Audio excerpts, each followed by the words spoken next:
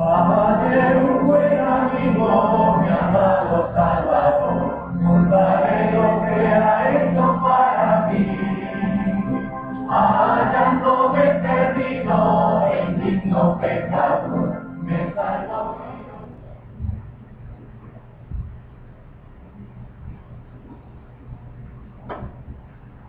Hay algunas acciones de Pilato en el juicio contra Jesús que confirman algunas sospechas referentes a su carácter y que jamás pudo ocultar. Para empezar, debemos mencionar que en ningún momento Pilato estuvo obligado a hacer lo que hizo en el juicio contra el maestro. Pilato, como representante del César, el emperador romano, tenía todo el poder, por ejemplo, para aplastar cualquier rebelión que apareciera, por cuanto él tenía a su alcance toda una serie de soldados, todos los soldados que él quisiera, para hacer cumplir sus órdenes y mandatos. Y como si esto fuera poco, en lo relacionado con Jesús, Pilato también tenía la autoridad para dictar alguna sentencia a favor o en contra del maestro. Pero también tenía la responsabilidad de examinar todos los hechos con respecto al por qué querían dar muerte a Jesús.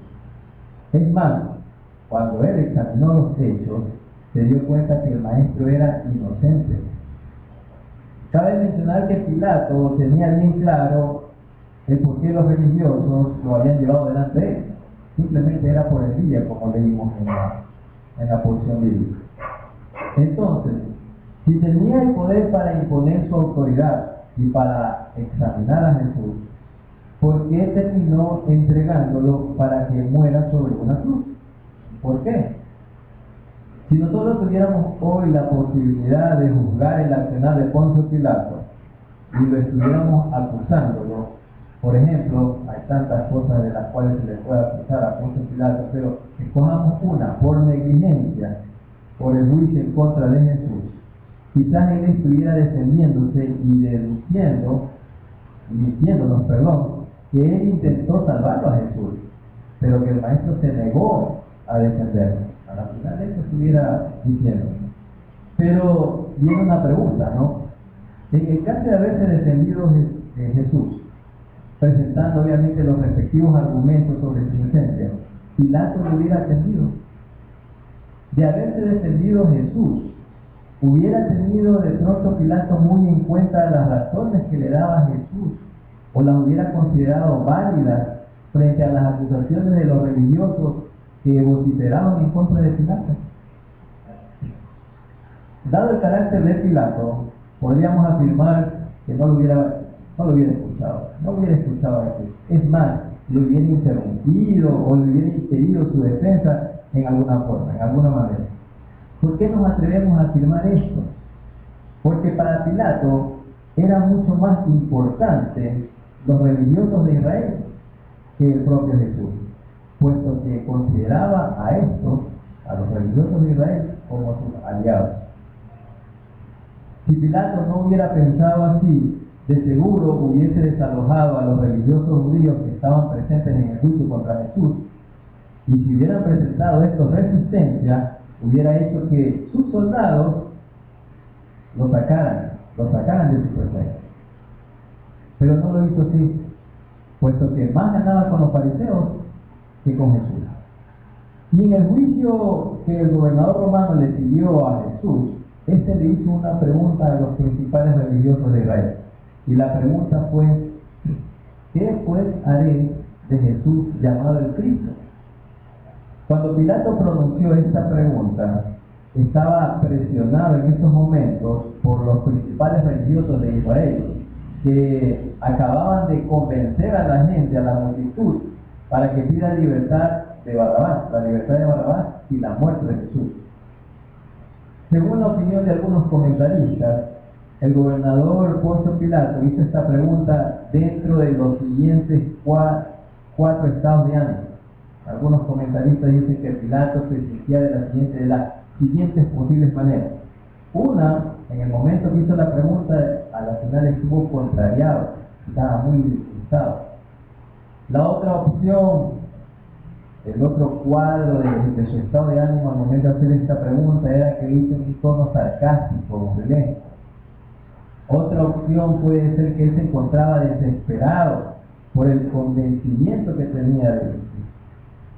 Y la otra opción es que a la final se encontraba en una combinación de todas las anteriores que he mencionado. En realidad, el estado en que hizo la pregunta Pilato tiene poca importancia. Lo que en realidad importa es el trasfondo, es decir, lo que está más allá de lo que nosotros podemos ver, lo que está en el trasfondo de esta pregunta. Y en esta noche, esto es lo que vamos a descubrir a la luz de la palabra de Dios.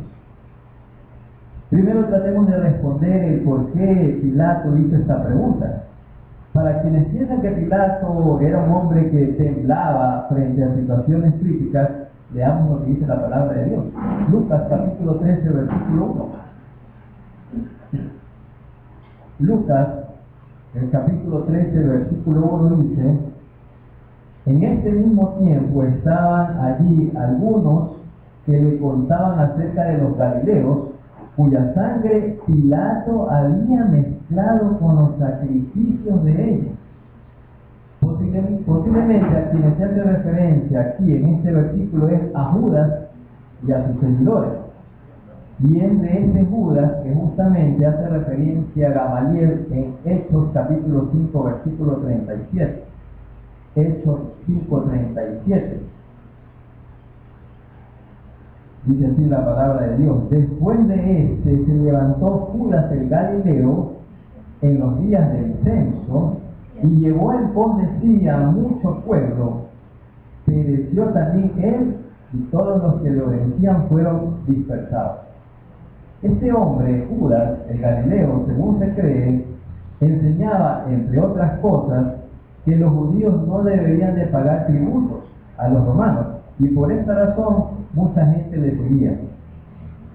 Pero leímos ya acerca del fin horrible que tuvo en unión de todos sus seguidores, una muerte espantosa ordenada por Pilato, porque demuestra que a él no le temblaba la mano al momento de hacer respetar la ley según sus creencias. Según se nos dice en la palabra, la sangre de esta gente se mezcló con la de los sacrificios que hacían. Así menciona la palabra. Aquí vimos entonces, como dije hace un rato, que a Pilato no le tembló la mano para nada en el momento de dar esta orden. Entonces, vale hacernos algunas preguntas, ¿no? ¿Es que acaso le comenzó a temblar la mano a Pilato cuando estuvo frente a Jesús? Y por eso hice esta pregunta: ¿qué haré con Jesús? ¿Por qué no fue enérgico con los religiosos israelitas, sino que se dejó influir por ellos? ¿Por qué dictó sentencia de muerte en contra de Jesús? ¿Por qué ordenó el inicio del cortejo que llevó a Jesús hasta la cumbre del Gólgota? ¿Es que acaso tuvo miedo de soltar a Jesús? ¿Es que acaso pensó que los religiosos judíos lo pudieran haber indispuesto ante el César? En realidad lo que pasaba es que la cúpula religiosa era, en cierto modo, su aliada para controlar el pueblo, ¿sí? Y para no perder esta ayuda, no la disolvió cuando gritaba frente a su casa, sino que la toleró y llevó a cabo su deseo. Simplemente Pilato no supo cumplir con su deber. Pero, ¿qué haría Pilato? ¿Qué haría si Pilato le estuviera preguntando a usted, no a los religiosos judíos, le estuviera preguntando a usted: ¿qué pues haré de Jesús llamado el Cristo? Estimado amigo y hermano que nos visita en esta noche, ¿sabía usted que muchas veces no se necesita de palabras para contestar esta pregunta? Pues basta con su conducta, con su proceder, con sus actitudes para responder. De hecho, esto fue lo que hicieron los sacerdotes y ancianos. No responder con palabras, sino con actitudes. ¿Qué hicieron los sacerdotes, los principales sacerdotes y ancianos cuando Pilato hizo esta pregunta? Ellos ya la habían respondido con anterioridad. Se burlaron de él, ¿sí? Y esta es una de las cosas que nosotros podemos hacer con Jesús: burlarnos de él. Veamos lo que dice la palabra. Mateo capítulo 26, los versículos del 67 al 68. Mateo 26, los versículos del 67 al 68. Entonces le escupieron en el rostro y le dieron de puñetazos, y otros le abofeteaban diciendo: profetízanos, Cristo, ¿quién es el que te golpeó? Y veamos otro pasaje bíblico. Mateo capítulo 27, los versículos del 41 al 42. Mateo capítulo 27, los versículos del 41 al 42. De esta manera también los principales sacerdotes, escarneciéndole con los escribas y los fariseos y los ancianos, decían: a otro salvó, a sí mismo no se puede salvar. Si es el Rey de Israel, descienda ahora de la cruz y creeremos en él. ¿Qué hubiera pasado? ¿Ustedes se imaginan qué hubiera pasado si Cristo le hubiera, en primer lugar, con respecto a la primera cita que vimos, si Cristo les hubiera dicho lo que ellos querían escuchar, es decir, quién me golpeó? ¿Acaso no podía decirles Jesús quién me había golpeado? Claro que podía. ¿Qué hubiera pasado si Jesucristo hubiera bajado de la cruz, como era lo que querían los principales sacerdotes en la segunda cita bíblica que vimos? Ciertamente Jesús lo pudo haber hecho, haber bajado de la cruz. Si él había apaciguado las olas, si él había caminado sobre el agua, si él había expulsado demonios, si él había sanado enfermos, había levantado muertos, ¿acaso no quería hacer estas cosas que le estaban diciendo? De seguro que sí. Pero ¿qué hubiera pasado si Jesús bajaba de la cruz? Sencillamente, queridos hermanos, nosotros no podríamos ser salvos, nada más. Jesús vino al mundo para morir en la cruz, y con su muerte el Señor logró muchas cosas. Por ejemplo, hizo posible la salvación de los pecadores, hizo posible la justificación por su sangre, hizo posible que nosotros fuéramos salvos de la ira de Dios, hizo posible nuestra reconciliación con Dios.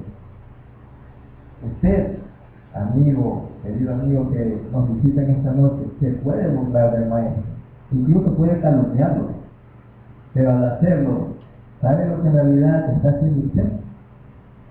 Está rechazando su amor y la salvación que Él está ofreciendo. ¿Qué también se puede hacer con Jesús? Se puede pretender lavarse las manos, como lo hizo Poncio Pilato. Veamos, Mateo capítulo 27, versículo 24. Mateo 27, 24. Viendo Pilato que nada adelantaba, sino que se hacía más alboroto, tomó agua y se lavó las manos delante del pueblo, diciendo: inocente soy yo de la sangre de este justo, allá vosotros. Pilato como que estaba tratando, entre comillas, ¿no?, de ser neutro, ¿sí? Pero todos sabemos que uno de los responsables, no digo el único, uno de los responsables de la muerte de Cristo fue Pilato. De hecho, el mismo Pilato así lo confirma, ¿sí? Miren lo que dice el Evangelio de Juan capítulo 19, versículo 10. Juan 19, 10. Entonces le dijo Pilato: a mí no me hablas, ¿no sabes que tengo autoridad para crucificarte y que tengo autoridad para soltarte? Él está confirmando la autoridad que tenía sobre Jesús. Él fue uno de los responsables de su muerte. Pilato podía lavarse las manos y culpar a los principales sacerdotes y a la multitud por la muerte de Cristo. Pero en el corazón de él, muy dentro de su corazón, él sabía que en él y no en los demás era que recibía el respaldo del poder de Roma. Él era el que tenía la autoridad. Pilato sabía que era él y no los demás los que tenían el poder de crucificarlo.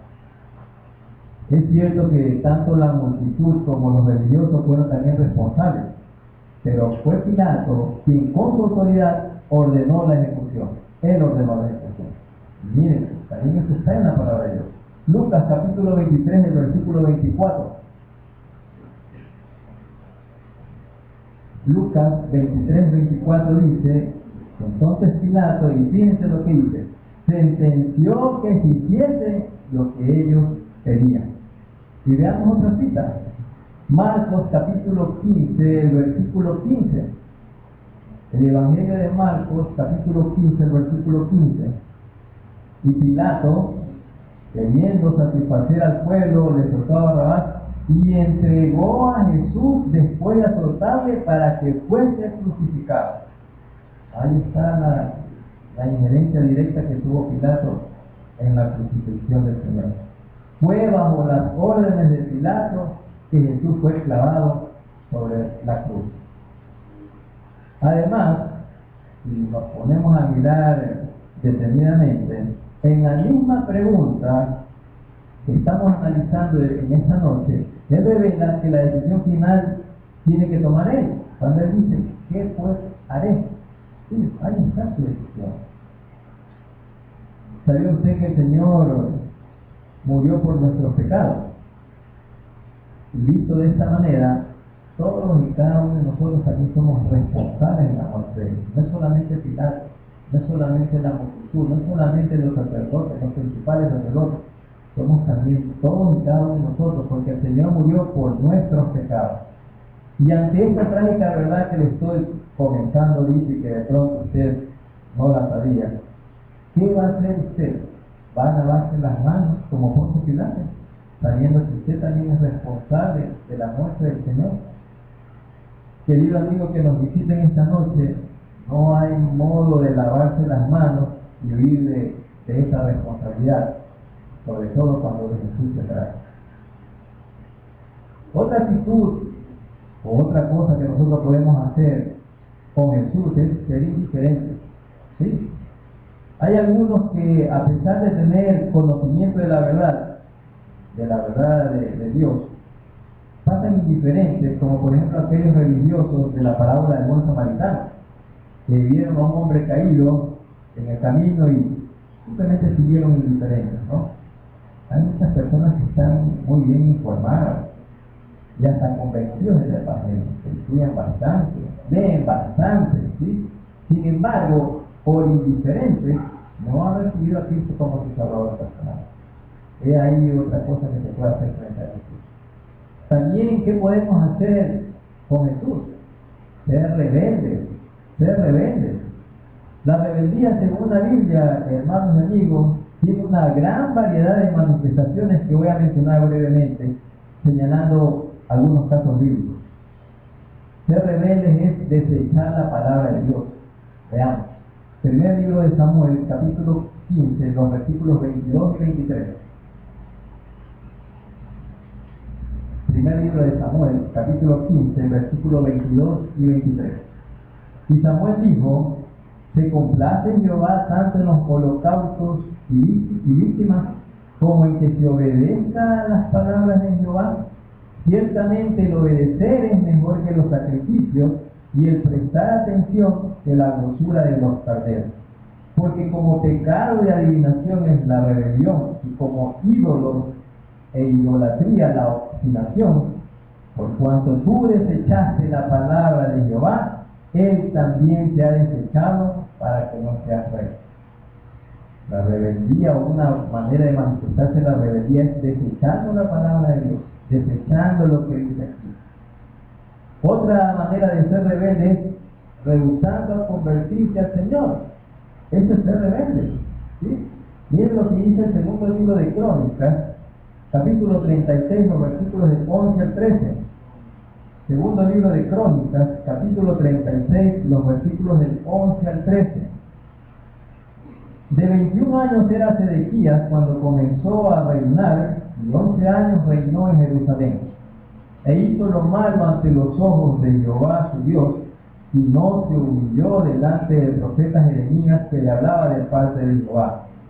Se rebeló a sí mismo contra Nabucodonosor, al cual había jurado por Dios, y endureció su cerviz, y obstinó su corazón para no volverse a Jehová, el Dios de Israel. No quiso convertirse. ¿Qué también es ser rebelde? Ser rebelde es andar según el corazón del hombre, andar según nuestra propia opinión, nuestro propio parecer. Jeremías capítulo 7, versículo 24.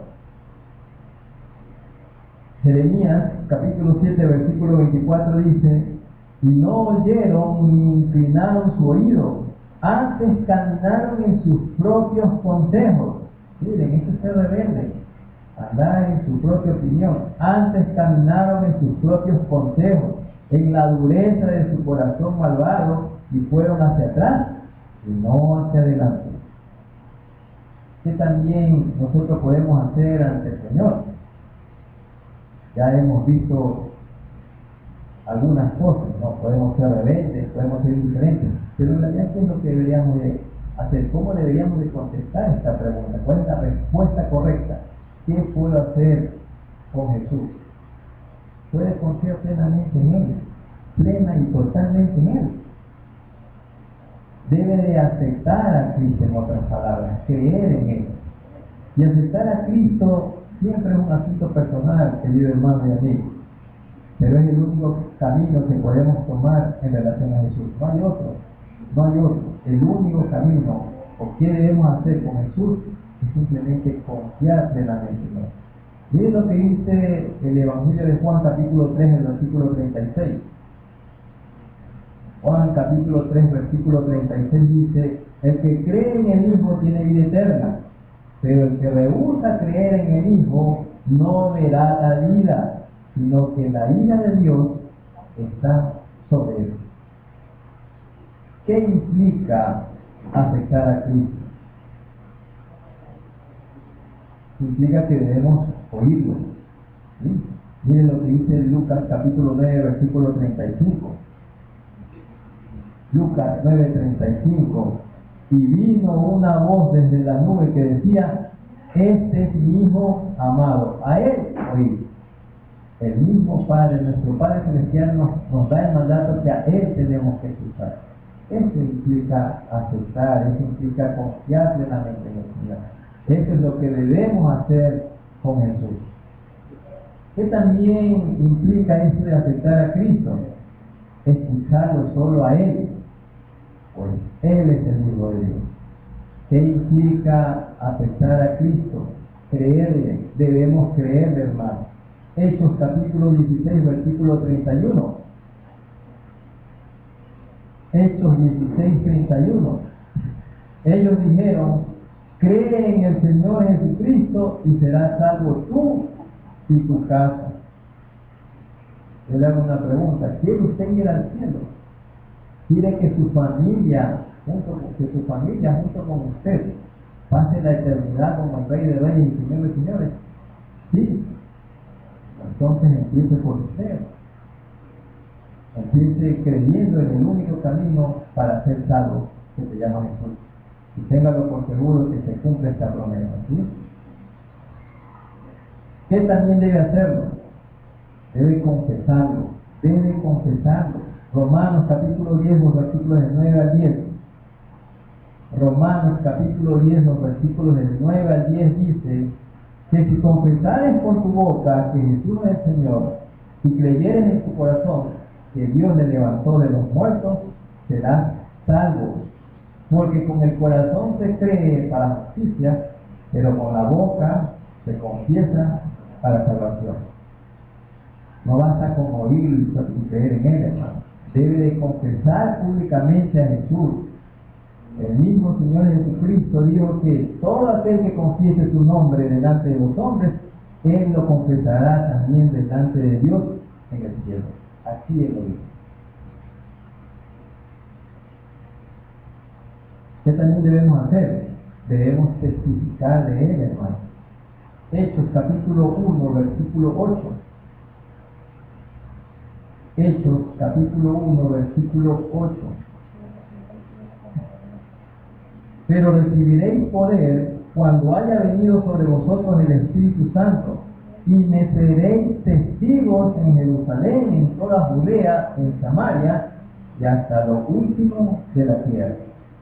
Entonces debemos testificar de Él, hermano. Debemos compartir el mensaje de esperanza, de salvación y de amor a todos los que no lo conocen. Llámense en estos familiares, llámense en estos vecinos, llámense en estos compañeros de trabajo. A todo el que no lo conoce, Si usted es salvo, debe de testificar. Y también finalmente, ¿qué podemos decir que debemos hacer como Señor? Debemos esperarlo. Sabemos que un día volverá por su iglesia. Primera carta de Pablo a los Tesalonicenses, capítulo 1, versículo 10. Primera carta de Pablo a los Tesalonicenses, capítulo 1, el versículo 10 dice: y esperar de los cielos a su Hijo, al cual resucitó de los muertos, a Jesús, quien nos libra de la ira venidera. Mire todo lo que implica, todo lo que debemos hacer con Jesús. Obviamente empezando por arrepentirnos de nuestros pecados y aceptándolo a Él como nuestro Señor y Salvador.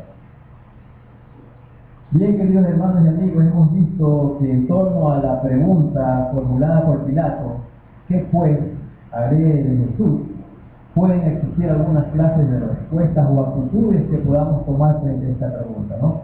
Podemos burlarnos, podemos lavarnos las manos, podemos ser indiferentes, podemos ser rebeldes, pero también podemos confiar plenamente en Jesús. También podemos aceptar a Cristo como nuestro Señor y Salvador. Y esa es la invitación que queremos hacer en esta noche a todos los amigos que nos visitan. En el año 2004, una de las grandes cadenas de tiendas en los Estados Unidos borró por completo la palabra Navidad de toda su propaganda de venta. Lo mismo hicieron uno de los grandes almacenes allá que se llama Kmart. El único lugar donde se podía ver la palabra Navidad era en los árboles que habían alrededor de las casas. Esto es cierto, hermano. Un empleado de una de las más grandes cadenas de supermercados en el sur de California contaba lo siguiente: el gerente nos dijo que ya no podemos decir Feliz Navidad. Imagínense si usted trabaja en un lugar y le dice a su jefe, ya aquí no podemos decir Feliz Navidad. A los estudiantes de Texas se les había prohibido escribir Feliz Navidad porque ellos enviaban cartas a los soldados de Estados Unidos que estaban en Irak y les prohibieron que les manden a decir, que les expresen una Feliz Navidad. En la ciudad de California, y esto es más trágico, se prohibió a las escuelas tener programas de Navidad. Sin embargo, sí se les permitía que sigan celebrando el Día de los Padres. ¿A qué les suena todo esto?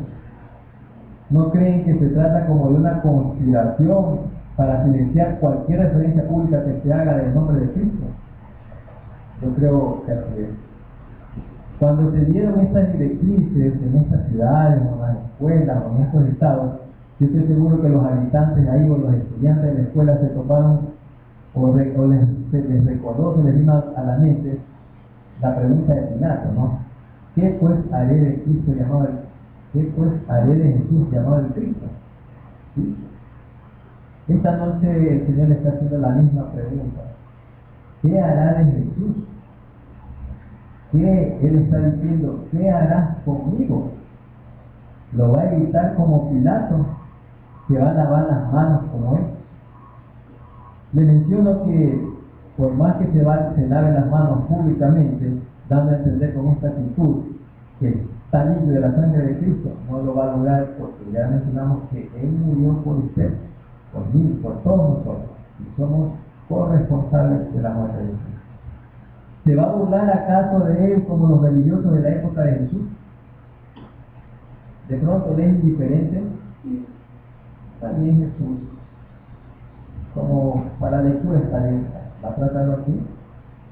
Jesús nos ha dado muchas razones, queridos hermanos y amigos, para aceptarlo como nuestro Señor y Salvador.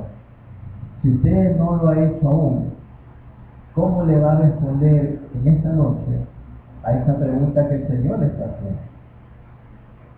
Querido amigo, ¿le permite decirle qué debe hacer? Debe de creer en Jesús. Eso debe hacer. Y todo esto, hermanos, como se habrán dado cuenta, hermanos y amigos, todo lo decimos aquí basado en la palabra de Dios. Y fíjense, hablamos de nuestra Biblia en Juan 8:24. Juan 8:24. Ahí está el mandato de creer en Jesús. Por eso os dije que moriréis en vuestros pecados, porque si no creéis que yo soy, en vuestros pecados moriréis. Hay que creer en el Señor. ¿Qué hay que hacer también? Debe arrepentirse de sus pecados. Lucas capítulo 13, versículo 3. Lucas capítulo 13, versículo 3. Os digo, antes si no os arrepentís, todos pereceréis igualmente. Hay que arrepentirse, hermano. ¿Qué también debe hacer? Debe de confesar que Jesús es el Señor y Salvador, como lo leímos en Romanos capítulo 10, los versículos del 9 al 10. ¿Qué también debe hacer? Debe obedecerle y servirle fielmente a Jesús. Obedecerle y servirle fielmente. No es que lo aceptamos y nos olvidamos del asunto. Hay que seguirlo fielmente. Apocalipsis capítulo 2, versículo 10. Apocalipsis capítulo 2, versículo 10 dice: no temas en nada lo que vas a padecer. He aquí el diablo echará a alguno de vosotros en la cárcel para que seáis probados y tendréis tribulación por 10 días. Sed fiel hasta la muerte y yo te daré la corona de la vida. Hermano, y sobre todo amigo, ¿no? La decisión es tuya. En esta noche, esta pregunta, ¿con qué actitud o cómo va a responder? Simplemente es tu decisión. Es una relación personal entre usted y el Señor. Yo solamente estoy seguro de algo, que la decisión que tome el día de hoy va a cambiar completamente el rumbo de su vida. Tenga la seguridad de eso. Bueno, después de este mensaje, yo me imagino que hay personas que desean saber qué hacer, qué viene a continuación. Sí, están de acuerdo en que de pronto el Señor está haciendo esta pregunta y no quieren comportarse ni como Pilato, ni como los principales sacerdotes, ni como la multitud. Al fin y al cabo, un día domingo los estuvieron alabando al Señor, pero un día viernes los estuvieron mandando a que lo crucifiquen. Es sencillo, hermano. El Señor no quiere complicar la vida. Él ya lo hizo todo. Él ya se encargó de hacerlo todo. ¿Sí? Él lo hizo todo en la cruz del Calvario. Él murió por todos y cada uno de nosotros. El plan de salvación lo cumplió a la perfección, completo. No necesitamos hacer nada más. Lo único que necesitamos hacer es decirle. ¿Y cómo se lo decimos? A través de una oración. El Señor nos dejó este instrumento maravilloso, esta manera increíble de poder comunicarnos con Él, que es a través de la oración. Orar es hablar con Dios. Entonces, ¿qué le parece si aquellas personas que se sienten que el Señor les ha tocado su corazón y quieren responder en esta noche a esta pregunta de ¿qué pues haré con Cristo? Quiere decirle, yo quiero creer en ti, confiar plenamente en ti, aceptarte, que entres en tu corazón y vida. ¿Qué le parece si me acompaña en una oración? Yo le voy a ayudar, ¿sí? Permítame ayudarle. Yo voy a componer una oración. Desde aquí, yo le pido que usted la repita mentalmente o la repita en voz baja, como usted desee. Pero repítala y haga suya esta oración. Como vamos a dirigirnos a nuestro buen Padre Celestial, el Rey de Reyes, el Señor de Señores, yo les invito a la congregación a ponerse de pie, a cerrar sus ojos, en una actitud de reverencia. Vamos a dirigirnos a nuestro buen Padre Celestial. Yo les pido a usted, amigo, que está ahí sentado, que repite estas palabras, ¿sí? El Señor le está hablando en esta noche. Repita lo que voy a decir. Amado Padre Celestial, en esta noche, ante esta pregunta que tú has hecho, me doy cuenta que la he estado respondiendo de la manera equivocada. Porque o he estado siendo rebelde, o he estado siendo indiferente, o he estado tratando de ignorar. ¿Sí? Pero bendito Padre, quiero cambiar esa actitud ante esta pregunta. Y lo que quiero hacer es aceptarte como mi suficiente y único Salvador. Por lo tanto, querido Padre, amado Padre, confieso ante ti mis pecados, me arrepiento de todos ellos y te pido de todo corazón que permitas que tu Hijo venga a morar en mi corazón, que entre en mi vida, que sea de aquí en adelante dirigiendo mi vida, cada área de mi vida. Te doy gracias porque sé que has escuchado mi oración y sé que desde este momento puedo llamarme hijo tuyo. Te lo agradezco en el nombre de Jesucristo nuestro Señor. Amén. Yo en esa misma posición quisiera saber si hay alguna persona o amigo de los aquí presentes que hizo suya esta oración. Si la repitió, me gustaría que se identifique y que hace su mano. Alguien que haya hecho suya esta oración, que la repitió, que se sintió identificado, que quiere decirle al Señor en esta noche que lo acepta como Señor y Salvador. ¿Alguna hermana? ¿Algún amigo? ¿Alguien? No tenga temor. El Señor ya hizo todo. No se olvide que hoy estamos y mañana no. ¿Sí? Hoy es la oportunidad. El Señor está dando una oportunidad, le está dando a su corazón. No viene para mañana lo que pueda hacer hoy. ¿Sí? Porque el Señor es muy cierto, muy real. Y hoy el Señor le está hablando identifíquese. Si no lo que hacer, esperamos que al final del culto, usted ha hecho una oración y todavía tiene un poco de vergüenza, se acerque y queremos conocer. ¿Hay alguna hermana que sí? ¿Hermana? ¿Las dos? Qué bueno. Dios me bendiga. La hermana. Dios me bendiga. Qué bueno, ¿no? Qué bueno que haya una persona que haya tomado una decisión y seguro ella se va a sentir revolucionada como todos y cada uno de nosotros nos sentimos nosotros, porque como dice la palabra, ahorita hay una gran fiesta en el cielo por un pecador que se ha convertido. Bueno, como les decía, si hay algún amigo que todavía no se decide, esperamos que al fin del culto pueda tomar su decisión y que se acerque porque queremos darle alguna directriz, alguna indicación. Pero yo soy feliz.